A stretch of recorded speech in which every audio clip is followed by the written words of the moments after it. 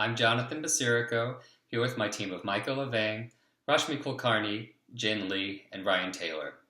We are the Carry Entrepreneurs. This is the agenda of our presentation and the 20 topics that we will be going over today. Our value proposition. For diabetes patients, Sensulin provides freedom from multiple daily insulin injections by replacing them with the holy grail for diabetes treatment. A single daily injection, leading to more affordable health care and better outcomes from the next best alternative to a cure. Diabetes is one of the largest healthcare challenges in the United States and around the world. 1 in 10 Americans has diabetes, and over 400 million people suffer from the condition globally. Existing diabetes treatments require 4 to 8 daily insulin injections and constant monitoring of patients' blood sugar. While there are many existing diabetes treatments, none of them eliminate the need for patients to continually check blood sugar levels throughout the day. The market needs a more convenient way for patients to manage diabetes. This is where Sensulin comes in. Sensulin is a groundbreaking new product that will revolutionize diabetes treatment for one of the largest healthcare challenges in the United States and around the world. Sensulin offers the first FDA-approved next-generation treatment for both type 1 and 2 diabetes. It's the first application of the new and unique stimulus-responsive drug delivery system that replaces all conventional insulin treatment regimens. Instead of 4 to 8 daily injections, patients will have to take a single injection daily for Sensulin. We'd like your help bringing Sensulin to market by partnering with us to commercially produce the drug. My colleagues will walk you through why Sensulin is not just a smarter insulin, it's also a smart investment. Thank you, Jonathan, for the introduction. Our mission is to build a company that manufactures and globally supplies our smart insulin that improves compliance and healthcare outcomes for diabetic patients. As a company, our vision is to create multiple smart drugs using our patented smart liposome platform, improving quality of life for patients with chronic disease. Sensulin is a private, for-profit enterprise that competes globally in the healthcare industry, drug sub-industry, with the domain of diabetic treatment. Across the globe, more than 400 million people suffer from diabetes, and this number is rising exponentially. It is predicted that diabetic treatment market is on its way to double from 24 billion to a whopping 48 billion in a matter of 4 years. Sensulin is superior to currently available diabetic treatment and is effective in both type 1 and type 2 diabetes. According to our calculations, Sensulin will have 15% market share and will be able to reach revenues of 112 million in year 5, with an exponential growth thereafter. Sensulin is working with major healthcare systems and is in the process of getting a pre-approval status from major insurance companies in the US in order to increase its customer base. After its successful launch in the US, we will launch the product globally. We compete with all major pharma companies who have various insulin products as well as oral diabetic drugs. In addition to these, there are some cure therapies like replacing pancreas that are in initial phases of development. But Sensulin has the first mover advantage for the next generation of insulin and can claim a major share of the market once it's launched. Sensulin offers lifestyle convenience benefits unmatched by any other diabetic treatment alternatives that are currently available. After successfully ramping up market production, Sensulin anticipates an initial public offering. The company would then further go on to develop other drugs using the same smart liposome technology. Our secret formula lies in our drug delivery platform that utilizes the smart liposome technology. And for this, we own all the patents and licenses to launch, manufacture, and market our drugs globally. So what is this groundbreaking technology? The core unit for Sensulin's technology is its smart liposome. The drug containing liposome has a certain glue or binder attached to its surface that helps it stick to other liposomes, forming a matrix. The glue or linkers bind to a certain physical stimuli and increases the release of the drug when the stimuli is present in the blood system. This release continues till the stimuli reaches physiological levels. Our lead asset is the glucose responsive insulin. As you can see in the graph here, the GRI insulin is superior in maintaining the blood glucose levels within a normal range than other conventional treatments currently available. Sensulin has gone through multiple phases of clinical trial before receiving its breakthrough status and approval from FDA. Now I'll hand it over to Ryan, who will tell you more about our company. Thank you for the introduction, Rashmi. Now I will provide a company overview starting with the founding of the company, major milestones, our organizational structure, the leadership team, and finally the traction we've had so far. After successfully founding several successful nanotech and biopharma startups, including the most recent, Nanopolaris, which was sold recently in 2011, Mike Marotti founded Sensulin that same year. Alongside Mike are two of his other co-founders, Dr. Ananth Adapragada and Dr. Christopher A. Rhodes.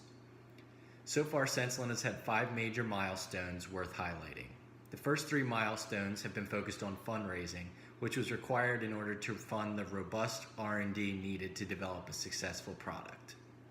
However, more recently, our larger milestones have included receiving FDA approval for our insulin drug, as well as our first revenue stream from our licensing of our patented technology. In terms of organizational structure, we are sector focused within the healthcare industry, as we plan to distribute the drug through various commercial channels both domestically and abroad. Our C-suite includes 3 of our co-founders as CEO, CSO, and CTO. From there, the enterprise has a more traditional structure with vice presidents that oversee their respective functions and personnel. To round out the remaining leadership team, along with Mike Marotti, is the final co-founder Dan Bradbury and Dr. Huang Xin. Both of these professionals have considerable experience in both the business world and medicine.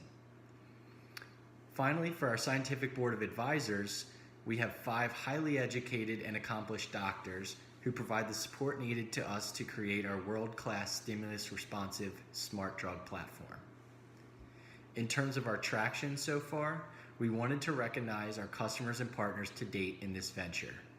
Paciro Pharmaceuticals is an early-stage healthcare company that we will exclusively and have been licensing our technology to in order to deploy a post-operative steroid drug that they are working on. Additionally, we've joined with 4 world-class health organizations to research and produce our drug. Finally, the people affected by this disease are the reason we're here and why we know that Sensulin will have such a big impact across the globe. Next up will be Jin Lee, who can discuss our financials to date and the metrics heading into the future. Thanks, Ryan, for the company overview. Now, I'll provide the financials, starting with the current business model. The first part of the business model is revenue. Our key revenue streams include licensing revenue from smart liposome technology and Sensulin sales. For the licensing, an exclusive licensing right is sold to a sole licensee for $10 million per year. For Sensulin sales, the average sales price is $3.33 per dose, and annual revenue per user is $1,215. Both averages are expected to rise by 2% per year. The second part of the business model is expense. In the current organizational structure, there are 7 departments. The top 3 departments by expense are R&D, business development, and finance. R&D spends 57%, business development 24%, and finance 7% of the total expense. As a pharmaceutical company, most of the expenditures are from research, production, marketing, and sales. Our company is seeking a $41 million investment over 2 years. We asked for $23.2 million in equity and $5.8 million in debt in 2018, and $9.6 million in equity and $2.4 million in debt in 2019. The investment will be used for property and equipment to develop infrastructure for essential and commercial production. After 3 years of the initial investment, the investor's portion will rise to $101 million, which is equivalent to 147% ROI, or 2.5 times exit. This is a summary of key financial projections. 3 years after your investment, we expect to increase our revenue by 226%, gross margin by 193%, EBITDA by 351%, and net income by 385%.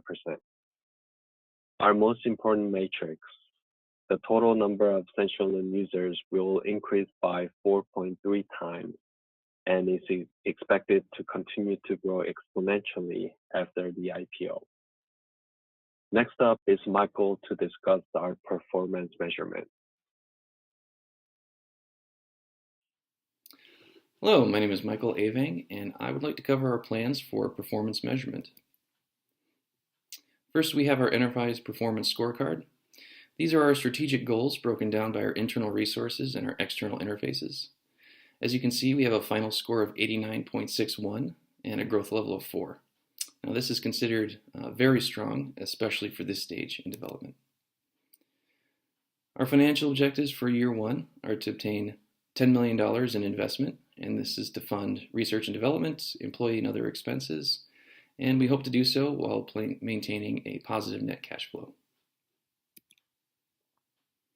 Our legal objectives for year 1, we'd like to obtain a freedom to operate opinion to ensure that we don't create any IP that conflicts with our existing IP. We need to track progress towards our FDA breakthrough designation for our GRI technology.